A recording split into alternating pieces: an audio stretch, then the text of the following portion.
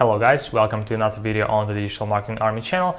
No green screen today because I'm wearing a shirt with green bits on it and they're gonna mess everything up. Anyways, today I have Dichmann with me. He's a real expert when it comes to SEO and digital marketing. He's an expert in Google Analytics, in Google AdWords and Eagle Scout even. And today he's going to share some thoughts on basic SEO audit for local businesses. So let's jump in. Okay. Hi AJ, how's it going? Hey, Igor, I'm doing pretty good today. How are you? Awesome too. So I called you today here so you can shed some light on basic SEO audit for local businesses. I think most of SEO experts, everyone who works with SEO, have some friends or family members who require help with basic SEO. And I was wondering if there are some tips you could give them instead of working on the websites, but something you could just create like short list for a person who runs a business so they can do some basic SEO audit on themselves and maybe optimize their website to make it better. So let's pretend you have someone approach you and ask, hey AJ, I have this website, I want to optimize it, can you help me with it? Where do you start? Yeah, great. So I wrote a couple of points here of kind of some general stuff that I look for on every local SEO audit. So just a little bit about myself before we get started. My name is AJ Dichmann, and I've been running local SEO campaigns for probably 3 or 4 years now, with great success with all types of businesses. That includes businesses, really small businesses like 1 and 2 shop plumbers, all the way up to really franchise and enterprise type SEO, local SEO campaign. I came up with 5 great steps that you can perform on any local SEO audit that are sure to show you success in the long term. So the first thing I always look for when I'm auditing a new site is to make sure that Google Analytics and Search Console have been set up. Obviously, you're usually going to be able to tell if Google Analytics has been set up from the front end of the website. Search Console is going to be a little bit more difficult, and it's usually going to require, asking the business owner. Sometimes you may be able to tell by the meta tags if they verified it that way, but most of the time it's going to be verified via Google Analytics. So setting these 2 up first is very, very important, or either setting them up or getting access so you can really set a baseline and identify where you're starting at from this audit. Also, Google Analytics and Search Console are often going to reveal errors that you might miss from the front end, since that's really the best information that you're going to get directly from Google about your site. The second thing I look for in any local business audit is a verified and correctly listed Google My Business page. If you want to rank successfully in local SEO, you have to have a verified Google My Business page, and it needs to be set up using the correct categories with a consistent name, address, and phone number across the site. What about reviews on Google My Business page? Do you advise them asking friends or family members to leave a review on their Google My Business page to make sure that it has some like nice 5-star ratings there? Yep, reviews are going to be critical when ranking, both in Google organic search in Google and in Google Maps. And anything you can do to try and generate that 5-star review is going to help. There's lots of different ways you can go about this. Asking friends and family. I know a lot of businesses ask customers at the end of each service call to fill out a form that kind of then redirects them if they get a positive review to Google My Business or one of their other review aggregators. And then to get a little bit more advanced, one thing that I've started doing is I actually run retargeting campaigns on Facebook based around customer CRMs. So, if you visit a dentist, you might see one of my ads asking, how did dentist Bob do in your last visit? Then once you go from there, you would land on a landing page asking for how your experience was. And if you give a positive result, then you'd be redirected to the Google My Business page to leave your review there. So there's lots of ways that you can try and generate these reviews, but having as high a rating as possible is definitely going to help. So you set up Google Analytics, Google Search Console, Google My Business. That's the part of like first step for you? Yeah, definitely. And those are really kind of the easiest things to, well, I shouldn't say easy in the case of Google My Business sometimes, because sometimes getting that PIN code can be really hard. But these are really going to be essential for launching any local SEO campaign. The third thing I look for in any local business audit is the presence of JSON LD schema markup. JSON LD schema is now Google's preferred method of adding schema to the site, and it lets you add in markup important information like your business's name, address, and phone number, as well as opening hours, social media profiles, and a number of other important information that a lot of times Google and other search engines may be able to identify on your site, but by marking them up via schema markup, it makes it very clear which information is the most important to them. The fourth thing I look for in performing a local SEO audit is a page speed analysis, specifically looking at Google's page speed insights and analyzing time to first byte. A lot of times when I'm auditing local sites, I see sites that are hosted on slower servers, resulting in time to first bytes that are over 1.5 seconds. When you have a time to first byte that's long, you're starting behind the 8 ball, and it's really going to be hurting your SEO campaigns. So that's often one of my first suggestions, is to move to a faster server, as well as to clean up any issues that are causing your site to load slower. Google definitely rewards faster sites with higher rankings, and on top of that, users tend to convert more on faster sites as there's less bounce.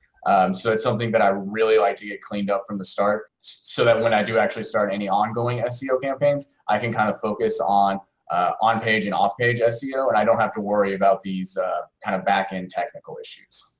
Do you run automated audits for some websites, or do you usually just take a look at the website and look at it from your own perspective? You know, I've used and tried to use pretty much every audit tool out there that kind of does like a complete SEO audit. And the thing is that they do work good, but a lot of times they really identify super general issues, which, you know, it's good and bad. A lot of, like, they're going to find the problems with your title tags, your meta tags, stuff like that. But really, to find the deeper problems, it's something that you really need to do by hand. One tool that I love to use is Screaming Frog. So I pretty much use that in every audit, just so I can, you know, fully crawl the site and get all the information, and then export it into Sheets and do whatever I want with it from there.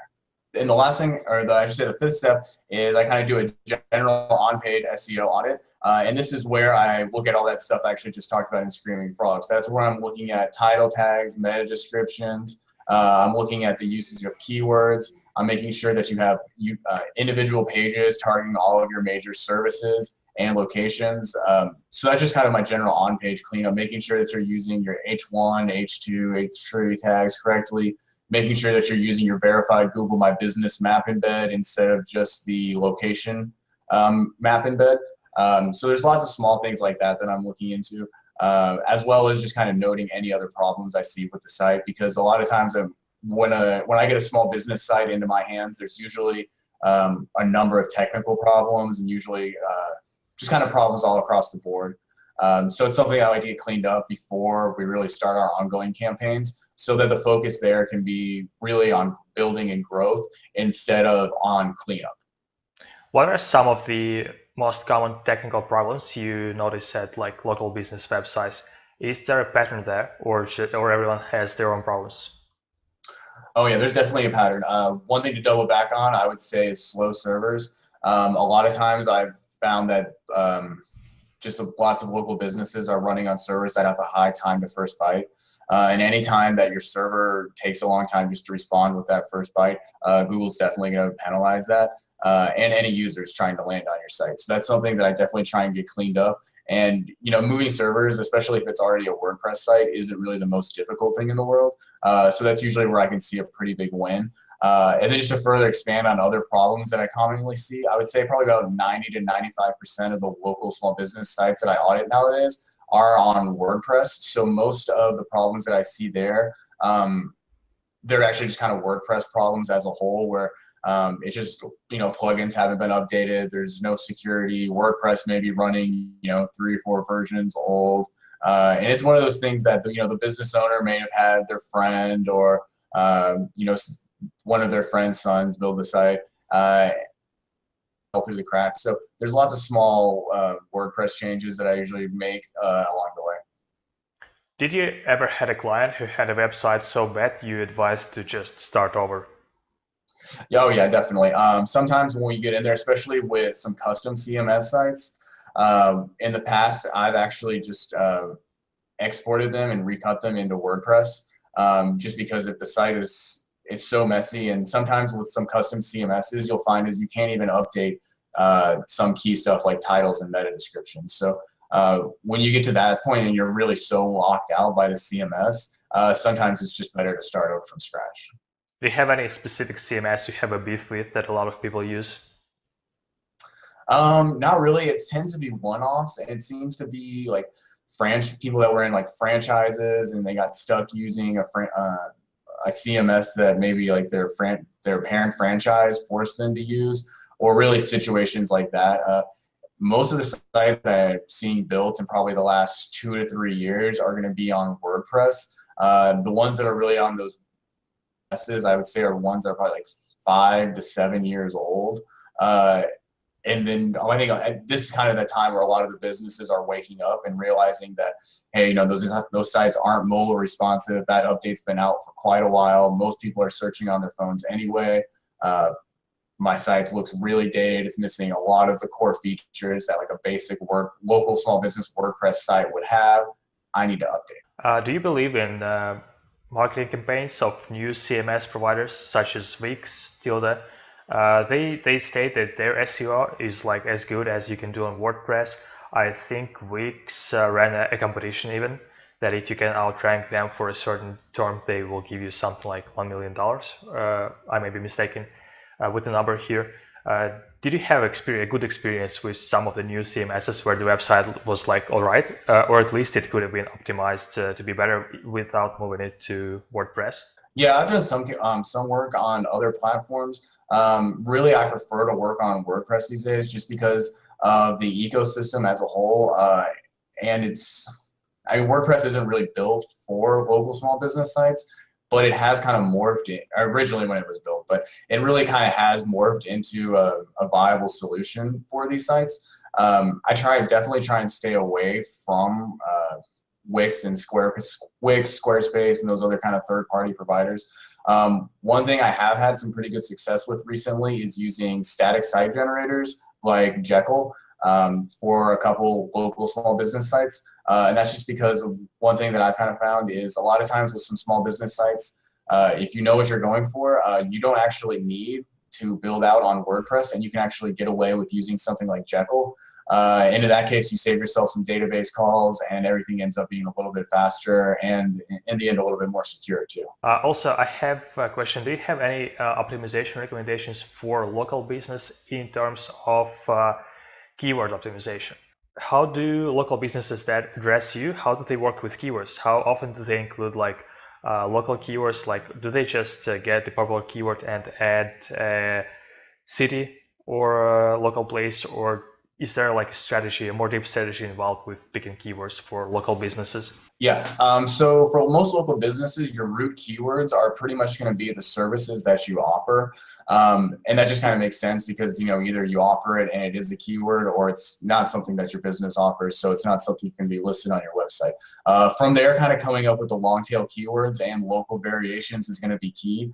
So obviously adding city, or really any local city, onto the end of your service is going to be a great start. Other variations that I try and include in all of our sites are going to be targeting near me searches. So it'd be like plumber near me. And I also like to try and target like in keywords. So it'd be like plumber in Plano, Texas, plumber in, and then an area code. So just different variations like that, trying to make sure that Google really understands where my business is located. So when I'm building AdWords campaigns for local small businesses, I use an alpha beta structure to manage the account, and then I set the geo radius for bidding around the business, really in a radius that makes sense. So some businesses based on others will have larger radiuses than others. Do you recommend sometimes investing the money instead of SEO into just ads, spending the money of ads without website optimization, or do you recommend starting with optimizing the website and then running the ads? Yeah, I think that really depends on if you're going to be using custom build landing pages or not. So usually when I'm running AdWords campaigns, I like to build landing pages for each service that I'm running campaigns for. I find that really gives me a little bit more control than running ads to the website. And also sometimes I'm not running SEO campaigns for that client. So in that case, I might not even have full control over their website. So in that case, I would want to really have full control over the landing page experience. However, if you are going to be running PPC ads to your website, I would definitely recommend cleaning it up first, because you have to remember any errors on your website or landing pages are really going to be directly costing you money, since you're directly paying for that traffic. How big is the difference for a website that is poorly optimized? The difference in how much they pay for ads, like in percentage, from your own experience? Well, it's a little difficult to say exactly how much you would save on ads, but having a better website with a better landing page experience is definitely going to save you money, in that you'll have a better quality score. The amount that you're paying per click, that's good information to be looking at and considering, but at the end of the day, what we need to look at is the cost per lead. So a lot of times what you'll find is, even with a poor website, your cost per click may be the same initially, or ballpark 5, 10%, 20% higher. But what's really going to happen is that cost per lead is going to balloon, because people will be still clicking on your PPC ads, so you'll still be getting that traffic. However, it's just not going to convert at all once it hits your website. Did you notice in your line of work, did it happen like at least once when running a PPC campaign then resulted in better rankings organically for a website that optimized well? Really, one of the biggest benefits I do find is that the SEO teams can mine the search query reports and AdWords just to find additional long tail keywords.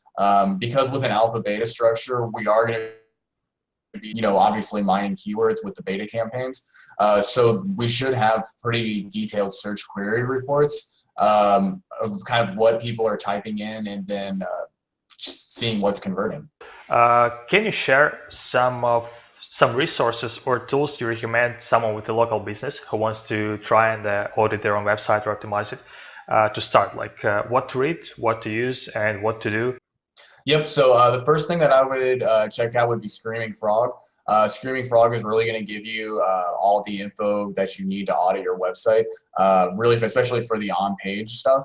The second thing I would look at, after I set up analytics, Search Console, I make sure I had to verify Google My Business. I think that would actually be the first thing I would do. The second would be, I would look at my on-page SEO using Screaming Frog.